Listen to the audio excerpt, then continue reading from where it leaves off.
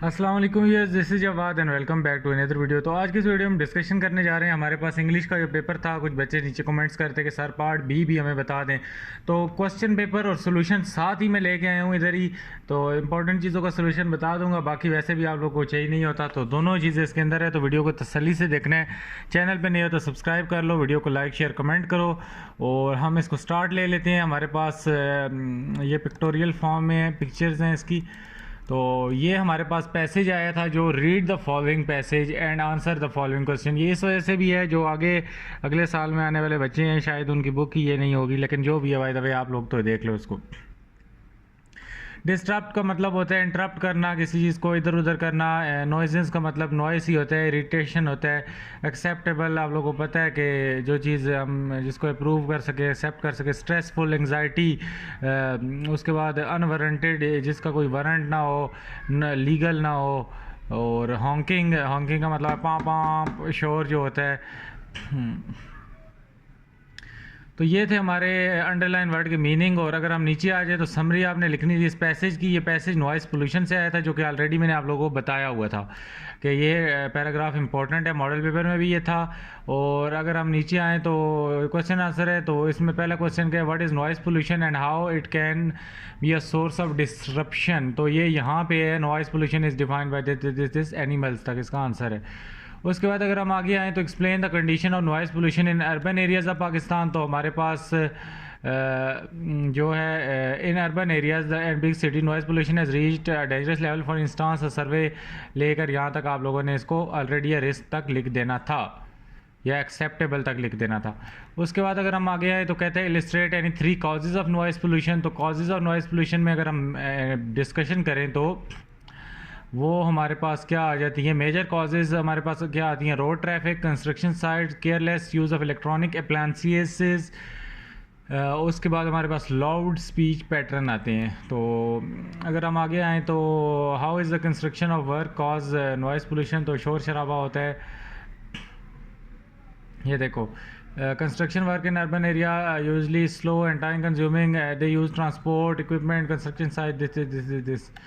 और अगर हम आगे आएँ तो मेजर क्या लेनी चाहिए अवॉइड करने के लिए नॉइस पोल्यूशन को, फजूल में हारन नहीं मारना चाहिए। और जो है गाड़ियों में, अगर गाड़ियों का केस लिया जाए तो अभी ईवीज़ की आ रहा है कि आप इलेक्ट्रिक व्हीकल्स को प्रमोट करें, इंजन्स को ख़त्म कर दें। और वो क्योंकि खामोश गाड़ियाँ होती हैं और इसी तरह माहौल में आलूदगी भी नहीं फैलेगी। तो और बाकी चीज़ें जो आपके जहन में आती हैं वो आप लिख सकते थे। ये पॉइंट मैंने आपको बताई थी। For oft when on my couch I lie in a vacant or in pensive mood, the flash upon that inward eye which is the bliss of solitude, and then my heart with pleasure fills and dances with the daffodils। तो इसमें शायर जो poet है वो कहता है कि मैं जब उदासी में बैठा होता हूँ तो अचानक से मेरी आंखों के सामने वो डैफोडिल्स का मंज़र गुजर जाता है, जो कि मेरी रूह को सुकून बख्शता है। और मेरा हार्ट जो है, मेरा दिल है, वो खुशी से झूम उठता है और डैफोडिल्स के साथ डांस करता है। तो इसको आपने पैराफ्रेज करना था। और दूसरी पोइम जो थी वो होप वाली थी। इसमें वही कहता है कि hope is the thing with fevers, के उम्मीद एक ऐसी चीज़ है जिसके पर होते हैं।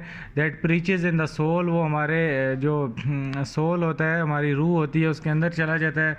और and sings the tune without the words and never stops at all. तो हमें हर चीज़ की उम्मीद दिलाई रखता है। तो इसी वजह से जो ज़िंदगी है वो कायम है।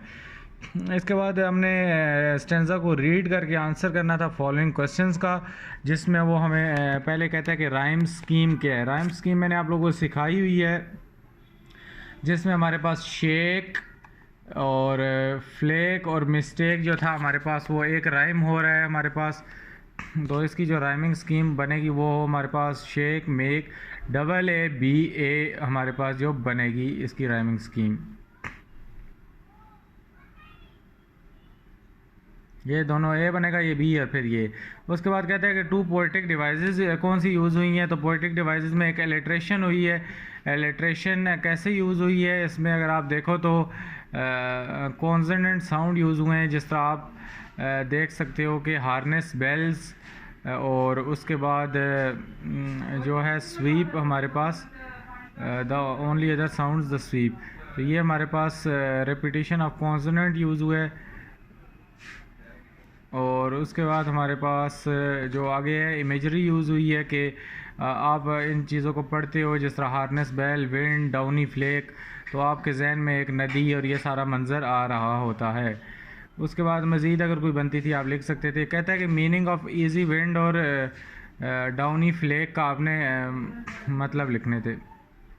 ईजी विंड का मतलब होता है कि जेंटल विंड, या जो एक काम सुकून वाली ठंडी ठंडी ताज़ी हवा चलती है, उसको इजी विंड कहते हैं। और डाउनी फ्लेक का मतलब होता है कि स्नो फ्लेक्स जो होते हैं, जो कि नरम नरम स्नो फ्लेक्स होते हैं, उनको कहते हैं। तो उम्मीद है यहाँ तक आप लोगों को क्लियर हो गया होगा। आगे हम चलते हैं। तो इधर आगे हमारे पास ये and the sweetest in the gale is heard, and the sore must be the storm that could awash the little bird that kept so many warm। तो इसमें भी आप लोगों ने ये चीज़ें लिखनी थी, जिसमें आप लोगों ने main theme of the given stanza लिखना था, और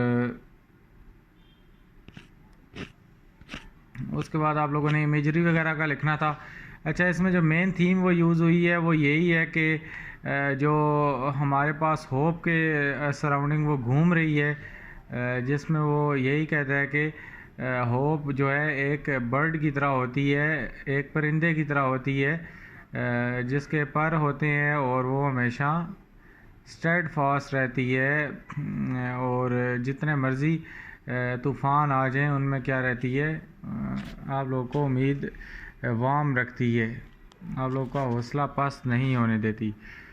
इसी तरह वो कहता है कि कौन सी इमेजरी यूज़ हुई थी, इसमें राइम स्कीम लिखना था आप लोगों ने इसका। तो राइम स्कीम हर्ड, बर्ड, ए ये वाला है, उसके बाद स्ट्रॉम, वार्म, ए बी इसका जो था हमारे पास राइम स्कीम था। और उसके बाद वो कहता है इमेजरी इसमें कौन सी यूज़ हुई है, तो इसमें विजुअल और ऑडिटरी इमेजरी यूज़ हुई है कि आप लोगों को देख के और सुन के आप लोगों को क्या हो रहा है, चीज़ें आप लोगों को विजुलाइज हो रही हैं। अच्छा जी, आगे हमारे पास जो आ गए थे फिल इन द ब्लैंक्स आ गई थी। अगेन यहाँ पे पैसिव वाइज आ गए, दोनों पेपरों में एडजेक्टिव नहीं आए। पैसिव वाइज ऑलरेडी मैंने अपलोड किए हुए थे, तो बच्चे इस बार एडजेक्टिव का शोर में चाह रहे थे, लेकिन मैं इसी वजह से नहीं कह रहा था कि मुझे शक था पैसिव वॉइस ही देगा वो। तो यहाँ पे हमारे पास स्टील है तो इसको स्टोलन हो जाएगा, लीव था तो लेफ़्ट हो जाएगा, रिपोर्ट है तो रिपोर्टेड हो जाएगा, फाइंड है तो फाउंड हो जाएगा, कैच फाउंड है। उसके बाद हमारे पास क्या है, इधर कॉल है तो कॉल्ड हो जाएगा, कैच है तो कैच्ड हो जाएगा, और उसके बाद हमारे पास पनिश है तो पनिश्ड हो जाएगा। अच्छा, ये आप लोगों ने सिंपल पास्ट में इसको करना था, ही हिट्स द बॉल है तो आप लोगों ने इसको सिंपल पास्ट में करना था। और इसी तरह हमारे पास आगे I receive the letter last week, इसको आप लोगों ने पास्ट परफेक्ट में करना था। तो ये सारी चीज़ें आपने करनी थी। तो अभी अगर हम इस पहले वाले को देख लें तो सिंपल पास्ट में करना था, हिट्स है तो आप एस आपको पता है आखिर में पास्ट में नहीं आता, तो सिंपली हिट द बॉल हो जाएगा। और I received the letter last week, इसको पास्ट परफेक्ट में करना था, I received the letter last week, तो इसको पास्ट परफेक्ट में जब आप करोगे तो ही had received the letter last week हो जाएगा। उसके बाद इसको हमने प्रेजेंट परफेक्ट में करना था, शी इज़ सिंगिंग तो शी हैज़ बीन सिंगिंग हो जाएगा। उसके बाद the match start at 7 o'clock, इसको सिंपल फ्यूचर में करना था, तो the match will start at 7 o'clock। उसके बाद हमारे पास ये है, इसको इंट्रोगेटिव में करना था, she left school last year, तो did she leave the school last year हो जाएगा ये। इसी तरह हमारे पास 6 नंबर आता है, sultan hurry to the capital, the sultan did not hurry to the capital, इसको हमने नेगेटिव में करना था, तो इसमें डिड नॉट लगा देना था हमने,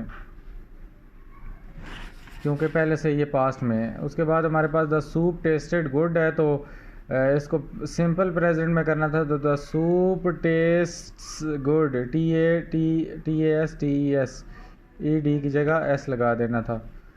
और अगर आगे आए पंक्चुएट, आई कैपिटल कर देना था, I think of transportation in the same light comma इधर डालना था as the food clothing and shelter full stop. बस इतनी सी कहानी थी।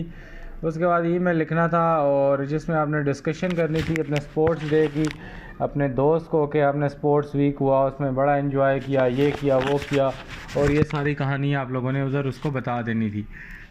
उसके बाद हमारे पास जो एप्लीकेशन आ गई थी, एप्लीकेशन में आप लोगों ने क्या काम करना था कि प्रिंसिपल को बताना था कि न्यू बुक्स लाइब्रेरी में ऐड की जाएँ। पुरानी बुकों से ही हम गुजारा चला रहे हैं, पढ़ पढ़ के थक गए हैं, इशू आप एक बुक कराते नहीं हो। इसी तरह हमारे पास क्वेश्चन नंबर 6 पैराग्राफ का आ जाता है जिसमें आपने अब्यूज़ ऑफ ड्रग्स और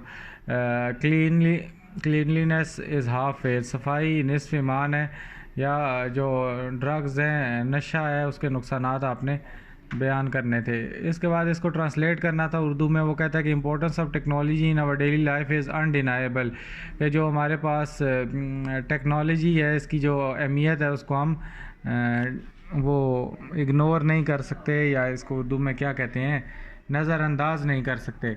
technology plays a vital role in our life, technology का हमारी ज़िंदगी में बहुत अहम किरदार है। And it has added to our lifes, और ये हमारी ज़िंदगी का हिस्सा बन चुकी है। From kitchen to bedroom, living room, bathroom, to any other life, to any other place of our home and office. वो कहते हैं कि किचन से लेकर बेडरूम, बेडरूम से लेकर रहने का की जगह, बाथरूम, और हर जगह पर टेक्नोलॉजी ने क्या किया है, अपना घेरा तंग कर दिया है। Technological equipment is present in different form and manifestation. वो कहता है कि हर जगह हमारे पास जो टेक्नोलॉजिकल चीज़ें हैं, टेक्नोलॉजी के आलात हैं, वो हर जगह नस्ब हैं। वॉशिंग मशीन आप देख लो, अपना रेफ्रिजरेटर देख लो, उसमें भी कंप्यूटर आ गया है। उसके बाद एसी देख लो, उसमें भी कंप्यूटर आ गया है।